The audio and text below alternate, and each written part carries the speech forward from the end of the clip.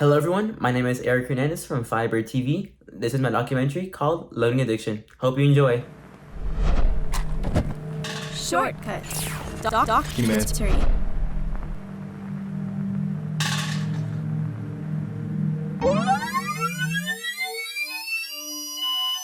Many of us spend more time on social media than we probably should, but for some users, sites like Facebook, Twitter, and yes, Instagram can become a troubling obsession, causing them to lose touch with reality. Last year, during my sophomore year, I found myself getting very addicted to Snapchat. It was a very unhealthy obsession that I had developed with the app.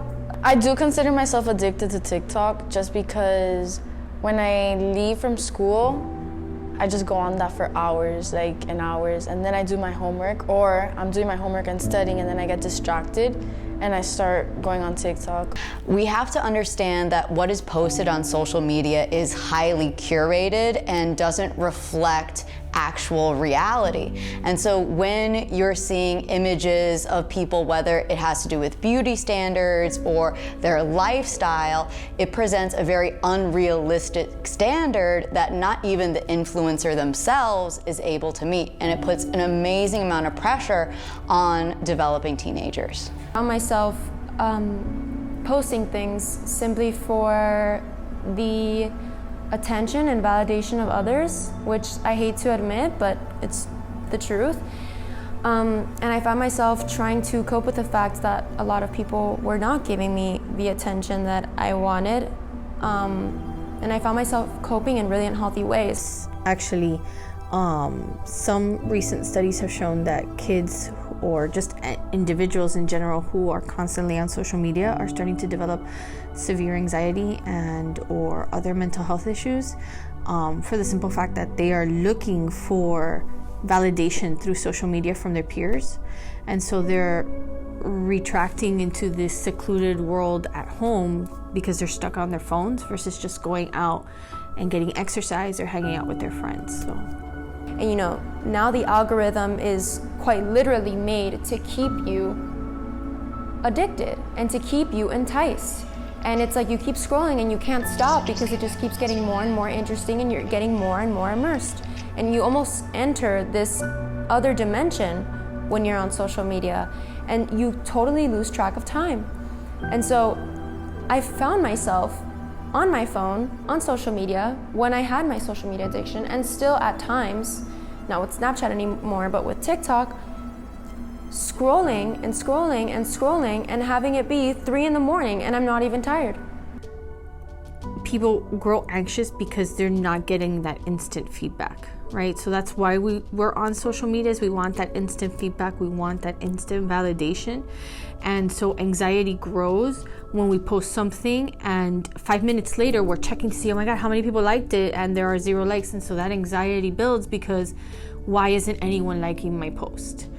Definitely, my mental health and how I feel definitely does play a role off of TikTok because of the fact that social media puts up a front of what beauty standards are or what a girl is supposed to look like and what guys like, and seeing those pretty girls doing those trends and looking really good, I'm just wow, what am I doing wrong? What can I do to better myself? And then I just look at myself and I don't think I'm that good or ever be that good, and I don't know, I just get in my head too much. It's bad.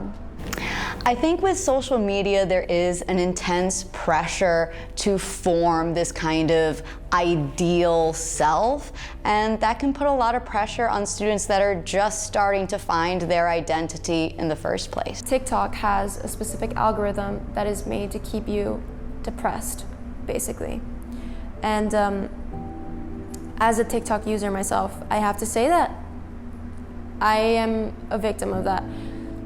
I have found myself, especially more recently, having very, very specific videos and things that are very related to me, meant to keep me enticed and to keep me entertained because the algorithm knows that those are the things I like and those are the things that entertain me.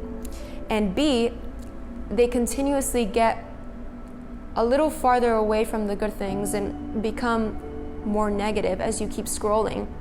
And I find myself getting bad vibes and feeling really negative and just being in a bad mood, and that's when I log off. There was a period of time where I was really addicted to social media, and that was during quarantine. I was locked up, didn't see my friends, didn't go out.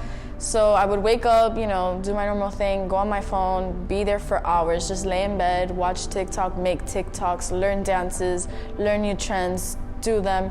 Like, it was just a constant thing every day. It was really bad. Just understanding that what you see on social media isn't real.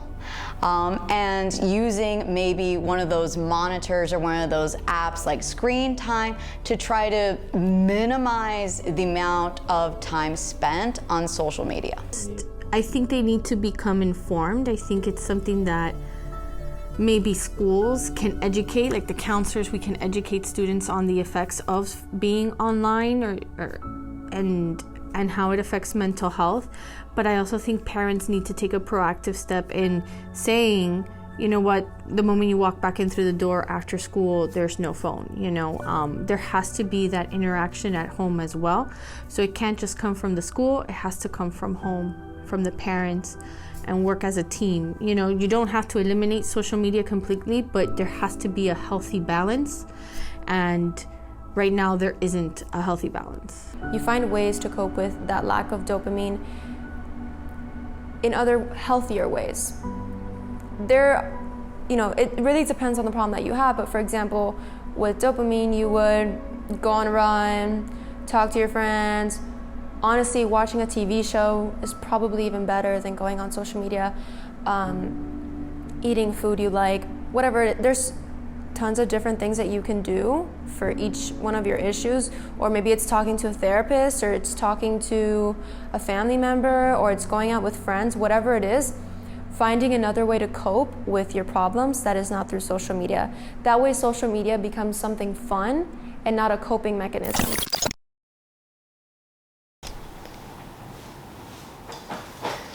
Okay, so after editing this documentary and listening to all the interviews, I told myself that I was addicted to social media myself. I went back to my screen time and I saw it was 8 hours this day I'm recording right now. And I was like, okay, 8 hours is not good for me because that's like 1/3 of a day. I cannot be on my phone for 1/3 of a day. Now this documentary opened my eyes to how people are today in society. And people like me as well, my age, my group. It was like, you have to see the bigger picture too. And this documentary opened my box a little bit to see how much social media we use per day. Snapchat, Instagram, TikTok, Facebook. It's a crazy amount. So my last words would be to watch how much social media you use a day, because it is a large number for all of us, and you being shocked.